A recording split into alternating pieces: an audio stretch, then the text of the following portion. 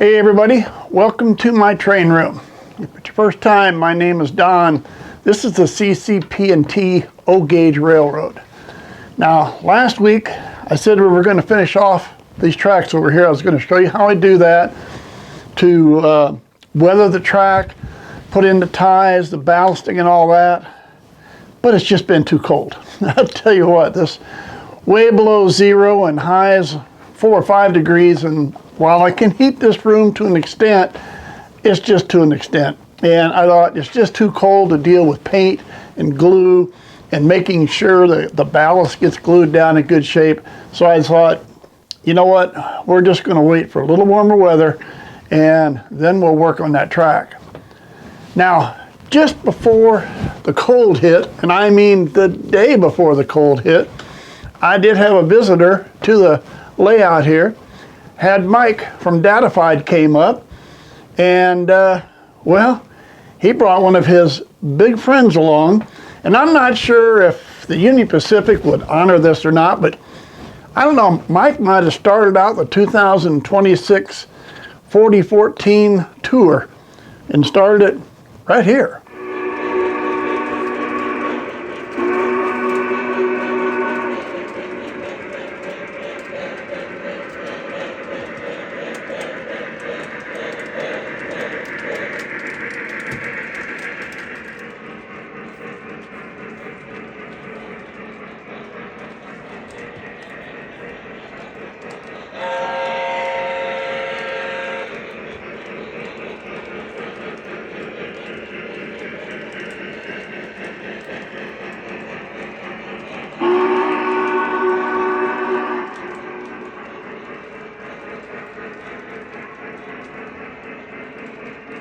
I'll tell you, it was a lot of fun running the 4014 around here.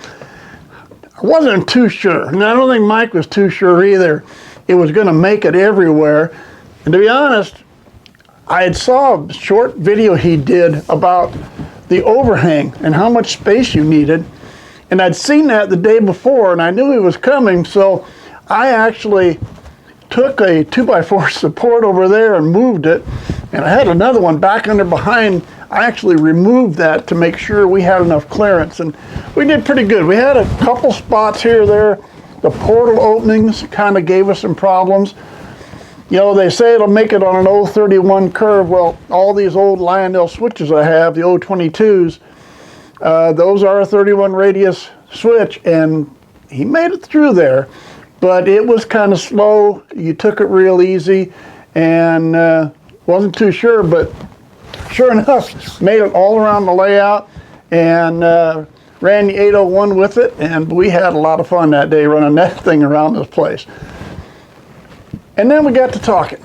We discussed the fact that on the lower level, we have the nice loop you can run. We take it up. If you're not familiar, you'll take up an incline, come to this upper level. We'll come around and we'll go up to what I guess you could say is a third level, even a little higher, reverse the loop and come back. So you can make one through the whole thing. But we kind of got discussing what would be nice. Mike mentioned if the upper level was its own loop. So you'd have a lower loop and an upper loop both. And I told him that was kind of my thought. I'd originally thought that, but I was concerned that I could not get enough space on the far side over there to get 2 tracks going down. So we kind of looked it over, thought, you know, with a little juggling, you might be able to do that. And another big advantage to that, as we discussed last week, I have crossovers. I have 2 crossovers, one here, one back behind me. That puts 4 extra switches on the layout to be able to get turned around and go the opposite direction, and switches can be your problem. Well, if I had a loop, you could get rid of all the crossovers. So as he left, we kind of discussed that and thought it was a good idea. We just put 1 switch in so you can go up and down the incline. But then a little later I realized, no, that doesn't work, because when we come up the incline, we're going clockwise around the upper loop. But in order to get back down, you have to be going counterclockwise. So that means I'm back to putting in another crossover back in place. And I thought, I don't think I want to do that. So what we might do to save the extra track, and make it a little easier but still get the loop is 2 different switches and take out all the crossovers and end up with just the reverse loop at either end on the upper level. So that way you'd go up, reverse loop, you'd come down here, reverse loop, and you keep going back and forth. You'd have a short section of track where you could meet, so you have to watch out a little bit if you're running 2 trains. But as we discussed, if we had a complete loop here, it's so close over there, it would be okay on the straightaway, but on the curves on either side, you better be careful because you might brush another train. So really, that's not much different in that situation. End up with the 2 reverse loops, and then I would have a loop on the lower level, and you can reverse within that loop. You can take the incline and come to the upper level, and the upper level you can just stay up here and go back and forth with 2 reverse loops. One other option, and it won't take place originally, but another reason for this, and another way that I think would help, as Mike and I were discussing, he brought the big boy up. He was going to bring his Challenger, but he said the problem with the Challenger, it just runs conventionally, not by remote, and which is okay. He could run it around here with no problem conventionally, but if he did that, then all of my Lion Chief that run by remote, you couldn't run them both at the same time. So that's kind of why the big boy came. Then he wanted to make sure it would make it around the track. So it was a kind of a combination, but it made me think more later, and I thought what I could do if I make a complete loop on top, and that is with 2 transformers and with a little wiring here, there, how you'd set it up, the upper loop could end up being wired totally separate from the lower level.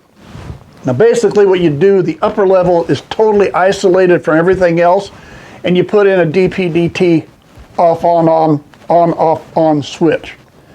And basically you could run a train on 1 transformer all around like we're doing today, or you could bring him up to the upper level, and once he gets to the upper level you could stop him, flip the DP/DT switch, start up a 2nd transformer, and now the whole upper level is being powered by a totally separate transformer. What this would mean is you could run a conventional train on the top and run remote trains on the bottom, or conventional on the bottom and remote on top, either way. But it will allow you to run remote and conventional basically on sort of the same layout, but we just keep the upper and the lower separate as far as isolation on the power. So it's something I'm thinking about. We won't do that initially. What I will probably do is take out the crossovers, put in some switches, and I think I'm going to buy a couple new switches for the reverse loop there and the reverse loop at this end. While the O22s are nice, they're really the most dependable switches I've seen as far as the anti-derail feature are the fast track switches. I've never ever had a problem with the fast track switch on the anti-derail. Sometimes the O22s are a little old. There's a solder can break. I've had to take quite a few of these apart, repair them. I've got some, they don't work. I cannot get the anti-derail feature to work.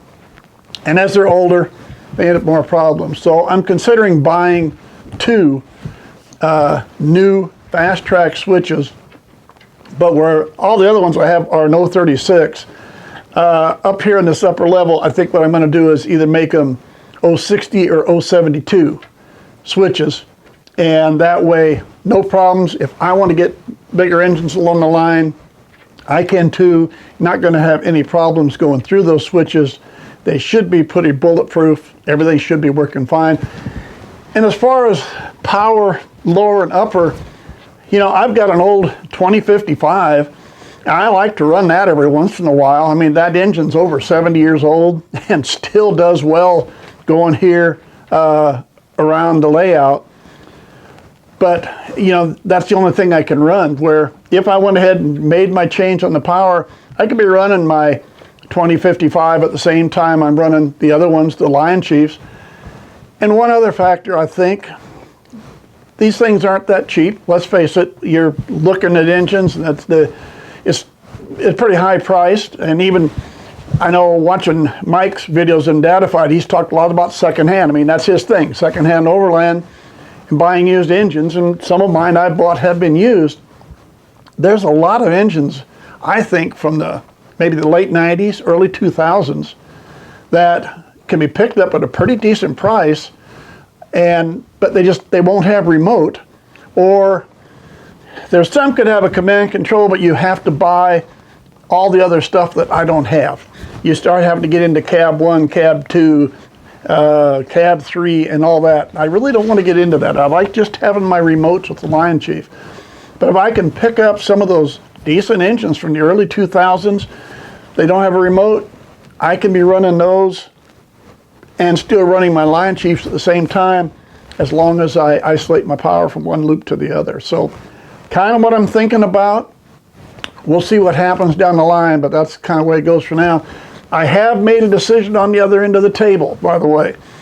I discussed that upper level I couldn't decide if I wanted just an industry like a coal mine or a logging, or maybe I'd go now with the town of Trinidad. Well, I've made my decision. It will be the town of Trinidad. And I mentioned before having a big trestle and a big waterfall, we may have to give that up. I want to do the town of Trinidad. I've done some more research, and I wanted to see, okay, just for what I'm doing here in my area with Cripple Creek, Pueblo, and Trinidad, how important was Trinidad? Well, to be honest with you, it was probably more important than any of them. Because as I looked at Trinidad, and I don't know the proper pronunciation, I'm going to go with Ragon. It's R-A-G-O-N, and that is a pass through the Rockies that the railroads were working with, and it was right outside of Trinidad, right near the Colorado-New Mexico border. And Trinidad became important because that is where the Rio Grande and the Santa Fe had their disagreement of who was going to get that pass. And in doing some more research into that, I kind of knew it existed, but once I did more research, I found out the Santa Fe was the bigger railroad at the time. They had more money, they could afford more, so they just hired themselves a bunch of gun hands. And this would be about 1878. And that included Bat Masterson, Doc Holliday, and even for a time, Wyatt Earp was in the area. And they are all under the employment of the Santa Fe Railroad to ensure that the Santa Fe got that pass and the Rio Grande didn't get it. And eventually, that was the way it worked. Santa Fe got the pass, they went to California, Rio Grande made the change, they went down towards Texas. So I realized then that Trinidad really did play an important role in the historic area of what I'm doing for my layout. So we will do that as Trinidad, and we'll put a small town up there, and then we will have Trinidad there. The main line right out here will be Cripple Creek, and when you go through the hole and go on the other side of the wall, that's going to be Pueblo. So we will have all three towns at one spot or another on the layout. So anyway, I just wanted to catch you up with what we did. Show you a little video from when Mike was here, when we was running the big boy around the track. That was a lot of fun, really enjoyed that. I always look forward to when Mike comes up and we can put some trains on the track and run them together. So let's see what the weather does. Warms up a little bit. We're going to get back to this main line over here, work on that. Probably what I'll do between now and then is I'll probably get the crossovers out. We'll see if I get the switches in or not. If we do, maybe by next time, I can show you all that and how we've set everything up to go with the double reverse loop on top. Anyway, thanks for sticking with me. We'll see you next time around.